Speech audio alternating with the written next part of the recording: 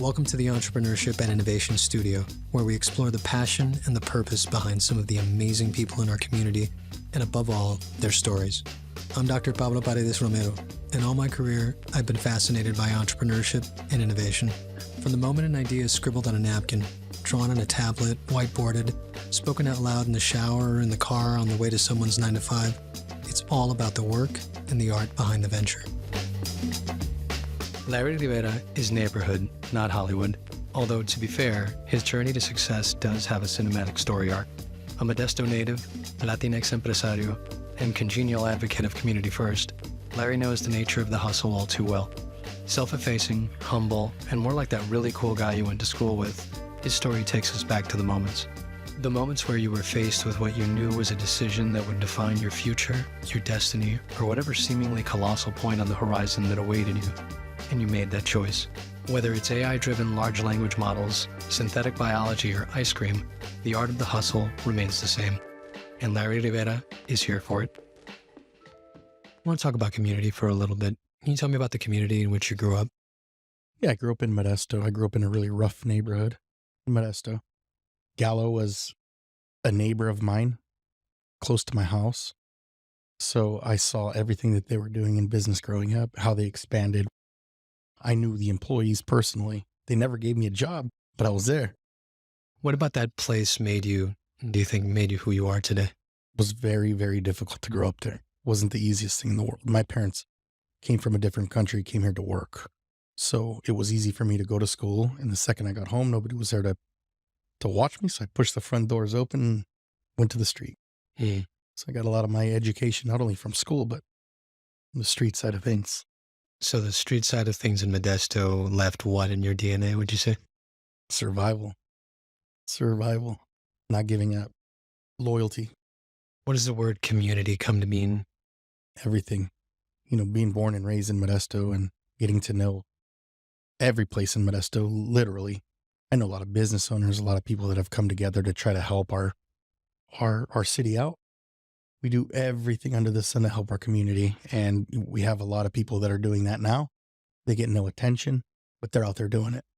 How would you say that the business community has evolved since the time that you found yourself entering it to what it is now?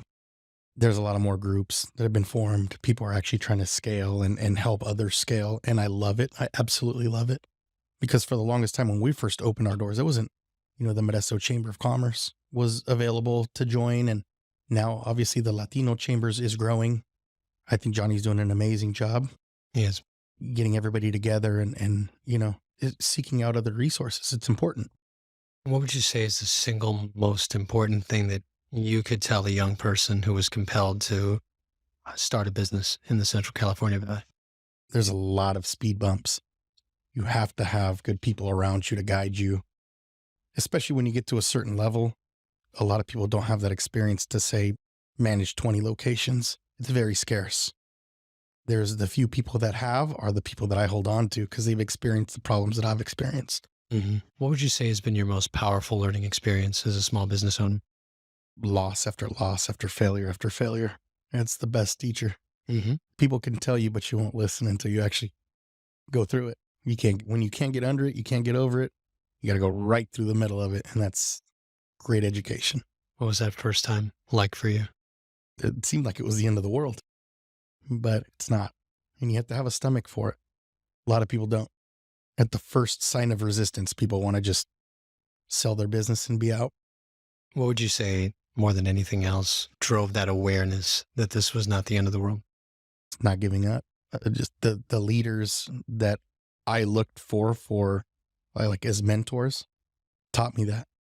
And there's a lot of things on the internet now. Now you can go on TikTok and just see all these entrepreneurs talking about all the problems and keep going. And the education is there now. But 10 years ago, it wasn't that easy. I'm sure. 10 years ago, you had to get kicked in the mouth a few times before you could figure things out. What does lifelong learning mean to you? It's everything. I mean, you're learning something every day. If you think you have all the answers to everything, you're, a lot less than you think you do. That's the truth. What do you feel has been your greatest teacher? There's been a lot. One person that I hold on to is one of my friends, Matt, and he's gone through so many things. And he teaches it forward in a way that you can understand. He's not brutal where he's pushing you through things. He's not soft where he's not telling you the truth, but it's just right there. And the way that he presents it and the way that, it's easy to listen to. It seems like you've taken a lot of stock, as it were, in the power of network. Oh yeah. Network is your net worth, and everybody that you have associated with, and people will step up and help if they believe in what you're doing, and they see you got skin in the game and you're killing yourself. Like, people are wanting to dive in. It works the opposite too for people that may want me to go invest in their business and I don't see that. Mm-hmm. Not going to do it. I see a lot in our communities, in the Latinx communities especially, a lot of kind of a distrust of networking, of joining chambers and stuff like that. What was it for you when you first joined a networking group of that type? Were you hesitant at all? Very. And I think that that's a very cultural thing. Mm-hmm. So when I go back and I look at the history of our culture, there's always the fear of, oh, somebody's going to rob you. Somebody's going to take what you got. Don't trust this person. Everybody's out to get you. There's no friends. In reality, it's the opposite. In reality, there are good people out there. People do want to help you. People aren't going to steal everything that you have just because you go and join the chamber. It's just not going to happen. But what we're taught growing up as a young Mexican man is like, if you got some money, keep it, save it, hide it, rather than, think maybe somebody can help you with that money. Do you think we operate from like a scarcity mentality? Mexico's very different than it is here. Dog eat dog there. Somebody sees you have something, they try to probably take it. I'd never live there, but I imagine, from the stories that I've heard and stuff, like it happens. Latino America is, Yeah. There's definitely, when we come here, we bring a lot of our experiences. I always get kind of on the topic of research, for all the obvious reasons, due diligence, etc. What role do you believe research plays in your everyday life? Every day I'm doing some kind of research. Every single day. It comes with the territory. If you're not doing research on topics or doing research on the future, what's coming, you're not doing it right. What have you done recently? What have AI. you been geeking out on AI? Yeah. AI. I mean, you have to dig deep with AI. You got to use the tools. You have to do it because sooner or later, it's going to take over everything. Mm-hmm. In so many ways, it's a great force multiplier for solopreneurs. What does the word innovation mean to you? Mandatory. You have to always be innovating because somebody's always catching up to your level. So you have to be evolving, innovating, creating something different to stay relevant.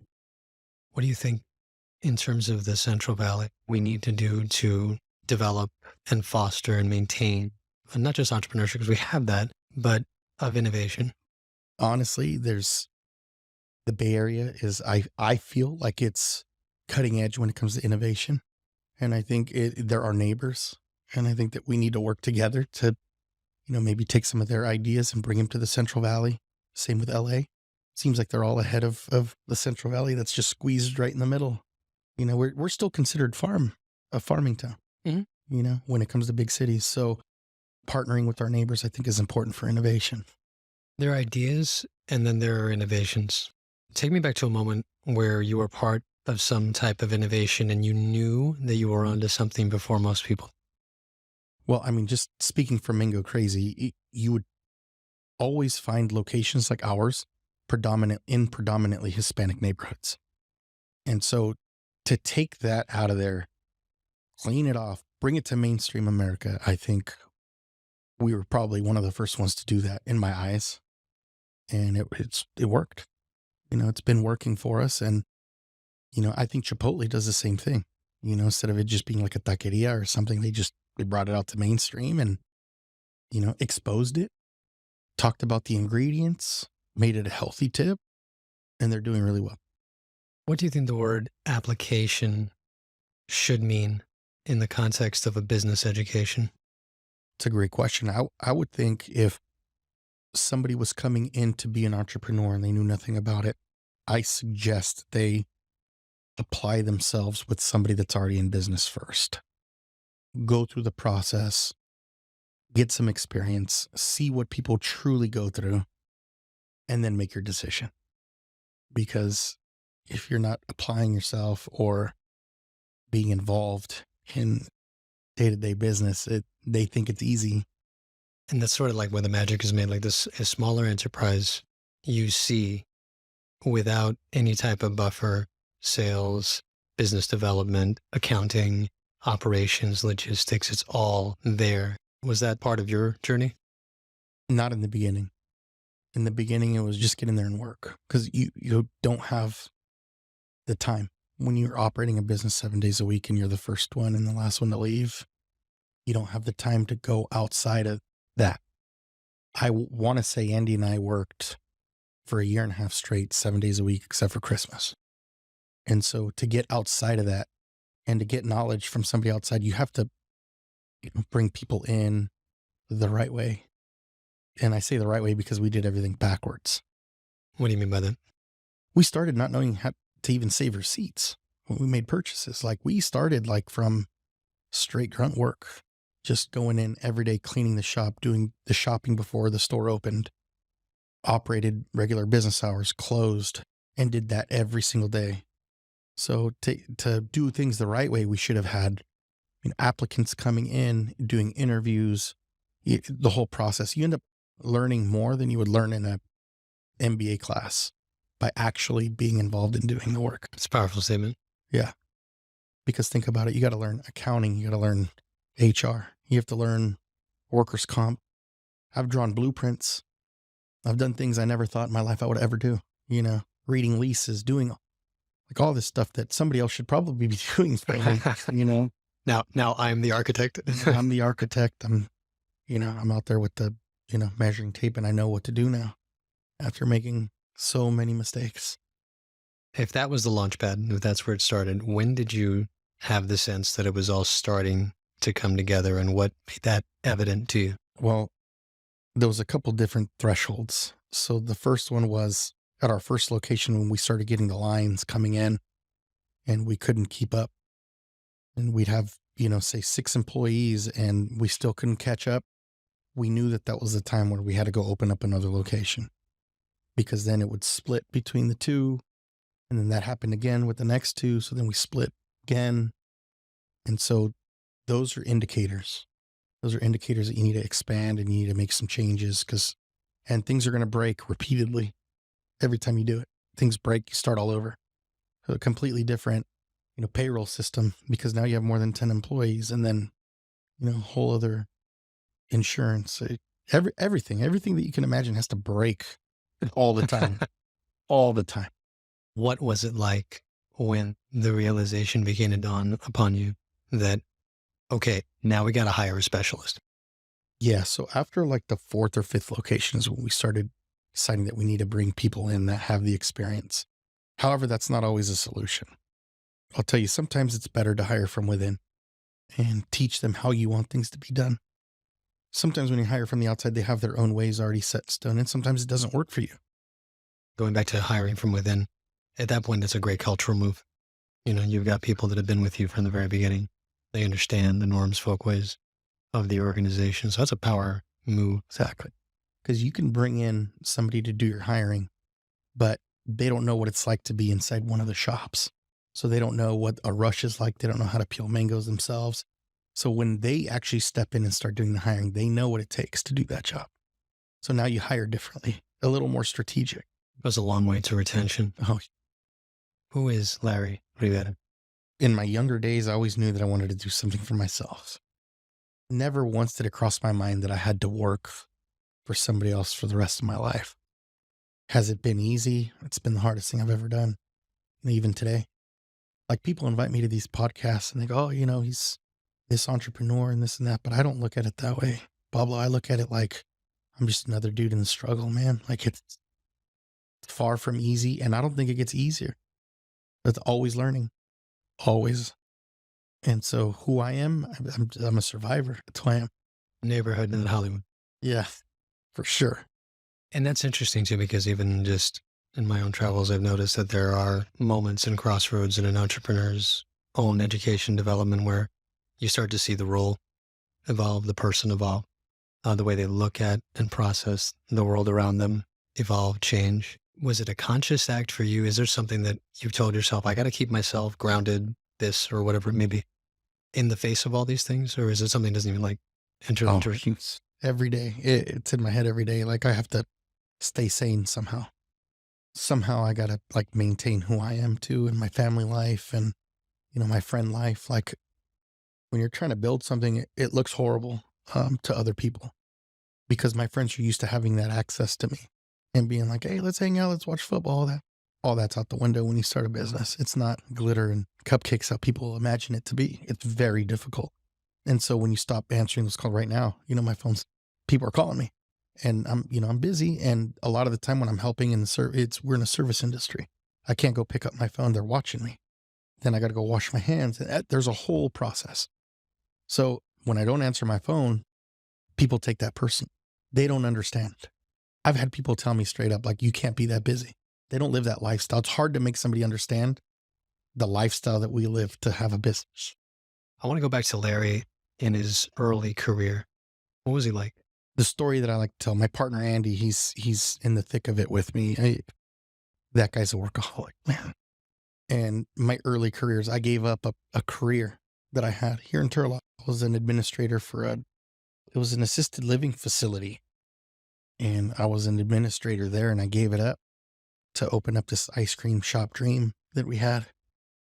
And people laughed, my own friends laughed in my face. So you're going to buy an ice cream shop? Ha ha, right in my face. I mean, if you hear that coming from a guy like me, you'd probably laugh too, but my vision was greater than that. My vision was greater than what the critics were listening to. So when Andy and I first got our first location, we were slow. We had nobody coming in. And I got offered another job, a really, really, really good job, Pablo. And I took the call outside and they go, hey, we want to give you this position. And if you want to take it. And I look inside, nobody's there. I'm not making money. I'm a new dad, just married. And I look inside and my buddy's in there and he's washing dishes. We ride or die together. He's my neighbor in our neighborhood. So you don't leave anybody behind, man. So at that point was the point of no return. That moment was like, this is it. I got to make this work. There's no choices. There's no plan B. There's no going back. I talk about this all the time in my podcasts, but one of the most amazing stories I've ever heard, they taught it to me at Stanford at the L-band program there. And it was about when the Spanish came to conquer Mexico and the Aztecs. Cortez came over and his soldiers were outnumbered by millions. And the guys were like, hey, let's just go back. They were scared. They knew they were going to die. So what he did when all the soldiers were asleep, Cortez went and lit all their boats on fire. No going back now. And they ended up conquering Mexico. Why? Because the mindset of no plan B. No, you can't. You're not going to go back home, dude. You got to deal with it here. Same thing happened to me at that point. At that one moment was like, that's it. I'm committed. Let's go. Where did Larry then see himself now? I knew that I wanted multiple locations. I knew that was the long-term idea. I just didn't know how we were going to get there, how to achieve that. I didn't even know how to get a lease. Things I didn't know about business in the very beginning. And so I just knew that I wanted to be able to scale something to multiple locations. That was never a question in my mind, but a lot has changed in me. I've changed a lot. Just to give you an example, like say money, for example, right? Like it takes a lot of money to expand, a lot. I've built one location here for like 350 grand I paid out. So it's very expensive. So when you scale these things, like you scale, A, put all your profit into getting bigger, and B, you need some kind of financing from somewhere. I believe everybody walks around with a credit score on their chest, no matter who you are. You're walking around and people look at you and like, oh, he's good for it, or he's not good for it, whatever. So Ed, there's times where you got to become this guy where like, hey, you'll get a loan and then be like, hey, I'm going to have to pay you later or something, like you have to become that person. And it's hard for me because for me, like your word is everything. And there's times where that doesn't work the way you want it to work. And I read a lot. I read a lot about Starbucks. I read about all these other companies and the things that they've gone through. And Starbucks in 2008, for the first time, saw a decline in revenue. And so I wanted to know what they did at that time because 2 years ago, Mango Crazy, at year 8, hit the same plateau, if you will. And so what do? What do you do at that time? And, I read what Starbucks did. They brought in their mobile app. They had millions of dollars backing them. So it wasn't hard for them to do it. Howard Schultz, they had money. And when you try to grow this thing organically, it's very different. It's very, very different. You got to do it from the gut, like from the dirt, man. Like it's a struggle. And I never thought I would be that guy. Who were your earliest allies, employees, supporters, mentors? The people that I looked up to were, my early employees that believed in what we were doing just as much as we did. Henry, one of our early GMs, he shed blood, sweat, and tears for the growth of this company. And that motivated the heck out of me to think, man, these guys, they believe in me just as much as I believe in myself. And sometimes you need those people around you because sometimes it gets difficult where you question everything about yourself. Question it. You question, man, am I doing the right thing? Is this the right thing to do? Is it every day there's different battles, man? And like you question it. And when the people around you believe in you, they're just reminders. You look at them every day and they're getting up with you. They're going to sleep with you after 36 hours or something. And they believe in this thing as much as you do. It motivates you. It's like, I can't quit. I owe it to him, I owe it to everybody that, reposts us on Instagram because you'd be surprised. The people you think will support you don't, and the people you least expect to support you support you the most. You talked about asking yourself hard questions. What was the hardest question you ever asked yourself? Do I keep going? And I think that crosses everybody's mind, not just mine, everybody's. Everybody who's in business, when things get hard, it's easy to be like, keep going. Do I not keep going? What do I do? What are the answers? You're looking for these answers and nobody has the answers to give you. That's where you dig deep. That's where you're like, all right, this is a question for Larry for sure. Does it become sort of a different thing that you go to when you ask when those questions inevitably come? Sometimes is it interchangeable? Is it your own pride? Is it other people? Is it family? Is it community? That's $1 million question. It's probably a little bit of everything comes into play. You dig deep for yourself, for your employees, for your family, like pride. Some people say, man, you got a lot of pride to keep going. I'm like, it's not pride. It's like all the work that you've put into this thing. Why let it go? What would Larry now say to start a conversation with Larry then? It's okay. Breathe. In the beginning, all your problems are huge. Later, they become specks because you grow callous to problems. You do. You grow very callous to them and you're like, oh, I've dealt with that already. That's easy. So, not to put so much pressure on yourself either. Like things are going to be all right no matter where you stand. You could be in the worst situation. You could be in the best situation. They always cross paths at some point. There's points where I've had so much money, I haven't known what to do with it. Both are true. It's like, you got to just keep working, stay at that same mindset to keep going. And so whether you're your highest point or your lowest point, you still got to keep going. In some cases, I find, and I meet people in my travels that are just by nature, personality, background, environment, like they know what it is to tolerate an ambiguous environment, like to navigate, uncharted waters. And I meet others that sort of don't have that and they learn it quick. Is there one that you lean more towards? I learned the hard way. Everything for me is a hard way. I don't know why. Only way to really learn it is to fall down and hurt yourself. When I was learning to drive, a cousin of mine used to say when I was like backing my car up, I was like, am I close? Because before cameras, right? And dating ourselves here. Before cameras, we had to rely on our own skill and luck, I guess. Going back, I'm like, do I have room? Do I have room? Do I have room? And then she would say to me in Spanish, el golpe avisa. Yeah. He's like, if you hit something, that'll let you know. For sure. I've ran into people like friends and that I hadn't seen in a while. Like, hey, how are things? Like, the economy's a little weird. Things are a little rough. First thing they say is, oh, you grew too quick. Like, okay. So you know me? Like, so you know everything I'm going through? Like, you know everything? Like, no. Like, I'm not regretful of pace. Because I think that if you don't take that chance, you'll never know. You have to take those chances, man. So like speaking again, going back to what you said, speaking to a younger Larry is just don't be afraid. Don't be afraid. Nothing's going to happen to you. Like just go through it. Good or bad, go through it. What does Mango Crazy come to mean in the telling of your own story? I mean, it's become a part of me. Say I'm on my deathbed, there's no way I cannot bring it up. It's ingrained in my blood. There's no backing out of it. Blood in, blood out. So it's become a part. It's taught me a lot about myself. And life is very similar to business. And times you're drowning, there's times you're doing great. And that's just life. It's life, but it's enhanced when you have a business. It's enhanced. You deal with those every day. You characterize it as being a part of you, a significant part of you. And I've known people who, at one point or another in time, they have a hard time differentiating between the worker and the work, the artist and the art. Is it ever become so big and so all-encompassing that Larry sort of gets lost in it? For sure. My family will be the first to tell you that, like, I could be with them during a family event or something, and I'm always taking calls, doing stuff. Like, it just becomes a part of you. Just the norm.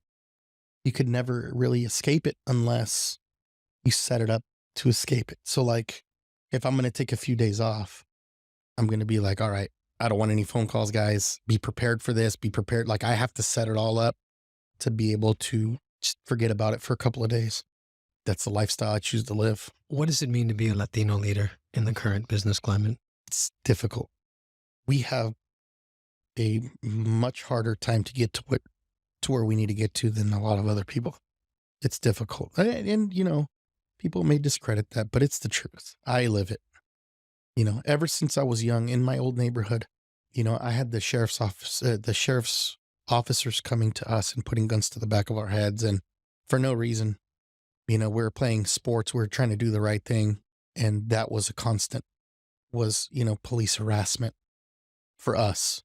And even Andy, Andy's like 6 years younger than me. And he was threatened with guns our entire lives growing up, by the people that are supposed to protect and serve. I don't blame them. I don't hold anger in my heart at all. I support the sheriff's office. I love them to death. They're great people over there. But when I was growing up, it was a different vibe. It almost made you become somebody you didn't want to become. And for us, we were completely innocent at the time. The first time I went to jail was 15 years old. 15 years old, and for doing absolutely nothing. I think a normal person would probably carry that heart, that reality with them, but I'm not going to do that, man. I'm not going to blame anything or anybody. Things happen. Who knows what kind of reports they were getting from other people? I don't know that. They would come to us, where's the guns, guys? Where's the guns? I'm like, dude, we're playing soccer, So, I mean, and in business, it's the same thing. It's like people don't want to see you gain traction. They want to hold that back for whatever reason. There's still people to this day that they don't acknowledge what we've accomplished in business. They won't do it, and it's like, you tell me who else got 20 locations out of Modesto, California, out of the dirt, man, out of the mud. Tell me, I'll wait. And you're not going to celebrate that? Like, how? Why? I want to know. I want answers. I just keep working. I just keep pushing it. There's narratives. There's tropes that are sort of sustained, I think. A lot of times it's the soft tyranny of low expectations. Yeah. You're so articulate. Thank you. Adversity, being on the ropes, it's all part of the story. Take me back to the first moment that you realized you may not be able to deal with this challenge, whatever that was. From our first location to our second location, which was a drive-through on Kansas, the city did not let me open my shop for 3 months there because their claim was that they needed to have a mop sink. Somebody had just left there, no mop sink, didn't survive in business. We took it over. And now I need to do this. This place has been in business for how many years? Why me? Why are you going to shut me down for 3 months? Paying my lease, having everything ready to go. I had to get people some powerful people in Modesto to be writing letters for me. And all of a sudden, okay. I was like, this is the type of fight that I'm going to have to see every day. Every day of my life, I have to see a fight. If I accepted the word no in my life, I'd probably only have one location right now. It's a good thing. There's moments where after the storm, things go back to normal. You start getting back on track. Things are moving. I think that even if they're insincere, they'll want to front run just to say they've been there since day one. And then you sort of have to accept that. Exactly. But I think because I wasn't classless, I could have been. I could have cussed up a storm. I could have handled the situation differently. But in the famous words of Tupac Shakur, I learned to think ahead, so I write with my pen. It's the same thing. What does intentionality mean to you? Purpose. If you're intentional about doing something, you do it. You do it. If you're not intentional, if you're not building the steps to get there, you're not going to get there. There has to be a system, but you got to figure that out. The steps that it takes to achieve. And to be intentional, you have to have goals. The road to those goals aren't always linear. Nope. You know, but if you follow those steps, you'll get to each one of those steps to reach your goal. How or when did you feel the most creative in your career? In the beginning, because as a CEO, you tend to work on problems rather than progress. And the problems are big and your attention has to go there rather than being creative and pushing things forward. And for me, it's difficult to go outside that space now because as you grow, you have all kinds of problems. You know, the problems are, some are big, some are small, but you still have to attend to those because nobody else is going to do it. Nobody else knows how to do it. So my time is appropriated to being the biggest problem solver there is in my business. Andy's the one that gets more creative. Andy's the one that is able to go and, you know, he takes the time, he structures his time well to where if he's not working on other problems, then he's working to innovate, to change, to evolve. He works on our marketing too. There's no way I'd be able to do this by myself. Impossible. Impossible. You know, the bigger and better your team is, the further you go.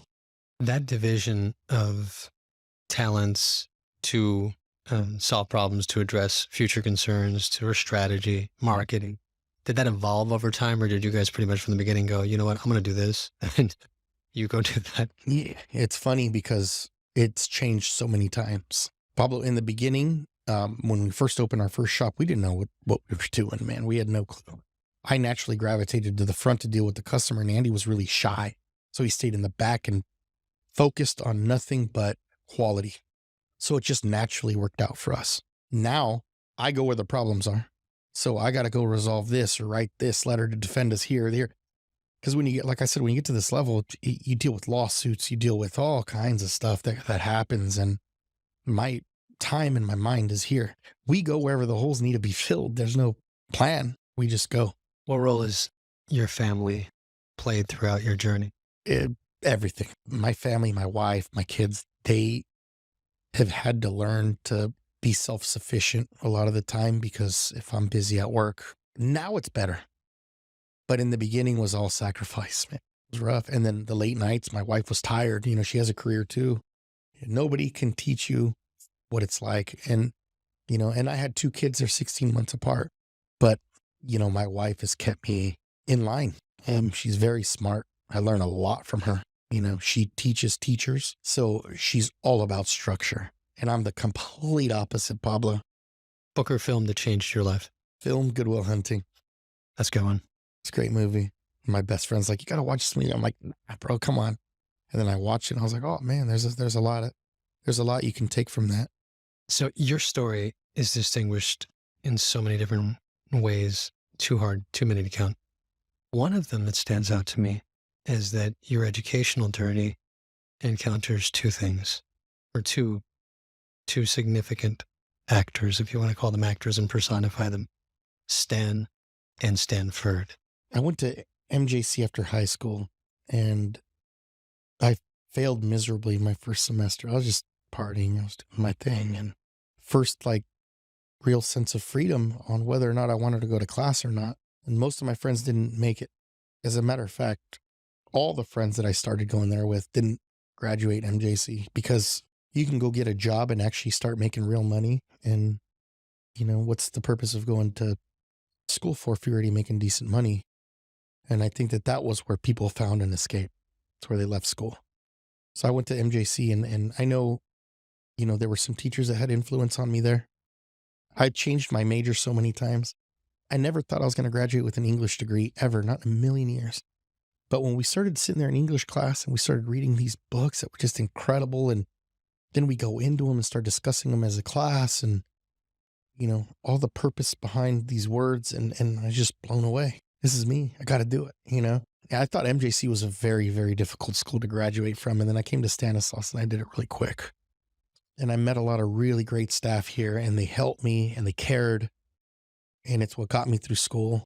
And I was running amok, man. Outside of school, I was doing a lot of things I shouldn't have been doing. So I lived like these two completely different lives. You know, on one side, I was in the street, I was doing all this stuff. And on the other side, I was coming to school with my backpack on, talking to professors like they were my best friends. It's wild, man. Was that duality lost on you at that time in your life? Or were you aware of like, man, I really am living two lives? Were you thinking that then? Oh, yeah, dude. The things I've done in my life just to survive have been, you can believe me if I told you. So, you know, by night, I find myself doing wild stuff. And by day, I find myself coming over here and reading books and two completely different groups of friends. I was in a fraternity. I was Greek here. You know, I have all these guys that just partied the same as my street friends, exactly the same, had a great time. They had direction and family backing to know. You had an avenue that you know that you needed to go down to get to what you needed to get to. Where my other friends, success was probably going to jail. That was successful. That was like, hey man, he did time.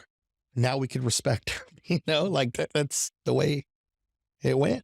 Different social capital, different outcomes. Yeah. Song you've heard that made you say, that's my life, that's me. Oh man. I mean, could open up a can of worms, but it's, you know, a lot of music by Tupac and a lot of music by Biggie. They were very special people. You know, I read their biographies and I know, you know, they were really brilliant growing up and something always tied them to the street life. And, you know, that feeling is a feeling people chase for sure. What aspect of leadership do you feel came most naturally to you? I mean, I think confidence. Growing up, you know, my uncle was, you know, one of my best friends growing up, did a lot of things with me, and he died on my birthday when I was like 7. And so if you can imagine being a 7-year-old and having an uncle pass away on your birthday, I've dealt with a lot of death. And so I think a lot of my personality is like, do it now. Who cares? That's coming for you. That you can't stop it. Just keep going. And not only that, but leaving a legacy is important. You know, leaving something that you built on this earth that is going to carry your name for a long time is valuable stuff for your kids. And to get to that level and everything that I had to go through, their witnesses, I think is going to give them a hint into what the real world is like without having to say it. Complete this sentence. Recently, I've learned that there's light at the end of the tunnel. And what I mean by that is, you know, winter was rough. The economy's weird. Winter was slow. It's rained a lot. But yet, you know, even through the storm, even through the bad times, I'm still about to franchise my business. And that's huge for me. And it's been a road that has been zigzagging all the way through, but you rise, you keep going and you will accomplish.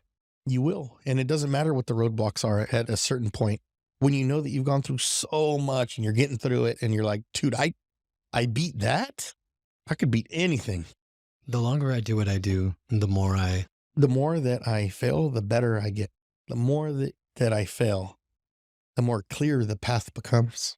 Anybody that wants to get to this place of having multi-locations has to go through everything that I've been through. There's a lot to that statement. You must go through this to get. Yeah. You can't go around it. You got to deal with it. And it's hard. Just get out there and crush it. Bridging cultures begins with getting to know one another well, understanding one another, communication, organizing. I think that brings people together. To know me is to love me. And I'm sure it's the same for a lot of people. There are always people who are going to hate progress. Always. Because you're working longer hours, because you're putting in the time, and people don't want to do that and expect everything given to them, and it doesn't work that way. Life has taught me to be patient. Don't lose your mind. Don't make decisions on emotion. It is a very important lesson. My mantra is anything worth doing is worth overdoing. Winning teaches you. Kind of bad for you. If you win early on, it doesn't teach you the lessons you really need to learn. Losing teaches you. Everything. It's the best teacher. Mentoring means. I read this article once that said that you get to a certain age in your life where you want to start passing things on. And I've reached that where I know that I'm not invincible, that one day I won't be here anymore. And I think that mentoring is the key to fulfilling certain needs in me. It's a very powerful distinction. Being a father makes you. Makes me a kid again. Me and my kids have so much fun. We do it all, sports, learn together, we ride together, we do a lot of things together, work together. Is it a new lease on life almost? It makes you want to work 50 times harder. The hardest thing about learning to trust your instincts or intuition is Outside opinions, they're deafening. People have ideas for you that don't go with what your vision is. You got to trust what you're doing and trust the process. partnership. True partnership demands Work ethic, because for Andy and I, there's a lot of pride involved. So like if he works till 10 p.m. one day, I work till 11 the next. If I work till 11, then he wants to work till 12. And so what can you really say in a partnership if you're doing that? If you have that attitude, there's nothing but respect there. Do you inspire each other to elevate each other's game? For sure. Always. It's a very team feeling that when you're winning, things are great. When you're losing, people tend to point fingers. We've never done that. We've worked through it. And that's so important. So, because I've seen a lot of people, once things start falling apart, so does the partnership. That's when your partnership needs to be stronger. It's not the easiest task in the world. It's hard because there's pressure coming down on you. But that's when you really get to know somebody too. Legacy at this point of my life means to me. I mean, completing the franchising is important for our legacy, I think. Building something that has, say, over 100 locations, I think, is worthy of some kind of legacy. People always ask me, how long did it take you to reach your goals, or what's success feel like? And to me, none of that exists yet, Pablo. It's success lasts 30 seconds when you're cutting a ribbon to a new location, but that's when the real work starts. That's where you really got to start getting going, and it's going to be stressful. And so it's not success at that point. I think success comes at the exit. I think success is when somebody cuts you a check and says, you know what, Larry, you built this to, 100 locations. Here's a check for $100 million. Then maybe I'll drink a glass of champagne or something. But until then, it's an uphill fight. You know what that means also, right? After that glass of champagne, go right back to work. Hopefully not with too much champagne in your bed. Yeah. I might take a couple of days off or something then, and then go right back to work. I have plans for a lot of other things. When I catch myself becoming too close to the work to make an ideal decision, I step away and I breathe, and I take patience. I'm patient in making decisions. I've made too many bad decisions moving quickly. And I realize that I don't have to have an answer overnight to anybody. Random association. You know the rules. I'll say a word and you say the first one that comes to your mind. Critics. Funny. Vision. Long. Offer. Accepted. Belief.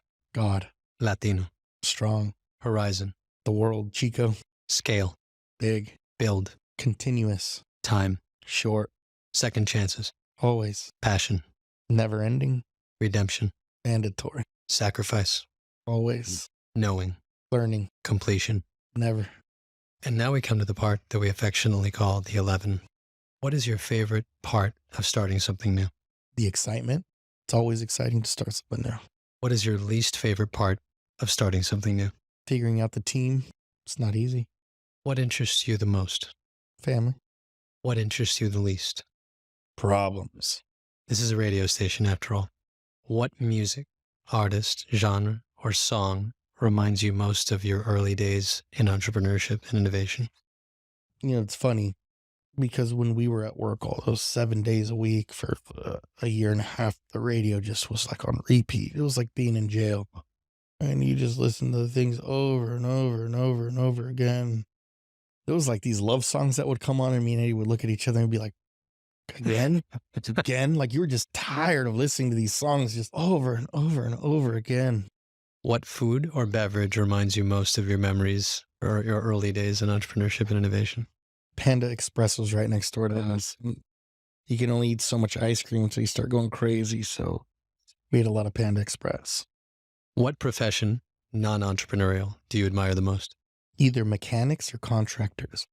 It's just cool to see somebody build something like with their hands. I'm not that. So to me, I love it. I love to see other people doing it. What job prior to entrepreneurship did you like the most, and why? I've had a lot of jobs.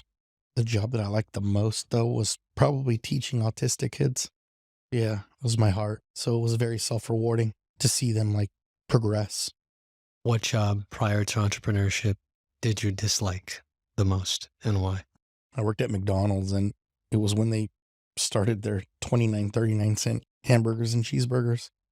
And I was the guy on the grill in the back while people would come in and place, I'll take, 30 burgers. I'm like on the grill, burning my arms, my hands.